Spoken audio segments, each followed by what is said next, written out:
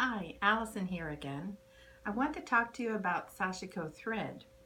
You can see from this sample that it's a white thread traditionally done on a dark blue and indigo background, and it's quite a thick thread. It's the equivalent to a pearl cotton, but it's a little different from, say, an embroidery floss.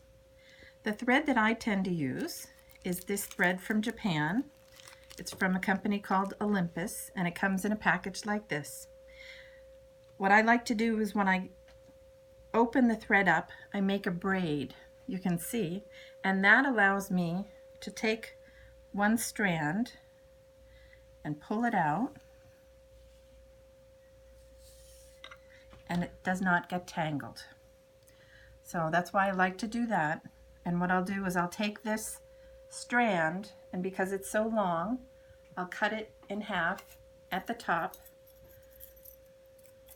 so that the thread does not get linty or frayed as I'm stitching. Let me show you how to braid the thread. It's pretty easy. I'm going to use my scissor stand, but if you have a friend to help you, or a husband, the husband of a quilter, then that's a great way to do it. When you open the thread up, you'll see that it comes in a skein, kind of like yarn. And to do this, I'm going to hook it onto my scissor stand. There's a small knot in the thread, and I'm going to put that small knot at the top where I hook it or have someone hold it. I'm going to bring it down, and with my scissors, I'm just going to cut right through the whole thing at the bottom. I could hear you all gasp as I did it. Now I'm going to break one of the strands in half. So you can see I now have 1, 2, and 3. I'm going to get my other threads out of here. 3 strands, and I'm just going to do a nice loose braid like you're braiding a girl's hair all the way down to the bottom. And when I get to the very bottom, I'm just going to tie it with a little bit of thread at the bottom down here. And that way my thread won't get tangled.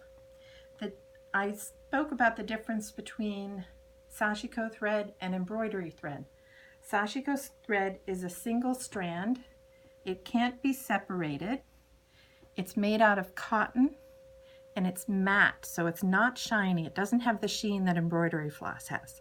I don't like to use embroidery floss for Sashiko stitching because the strands can separate, and if I use only one, it's not thick enough.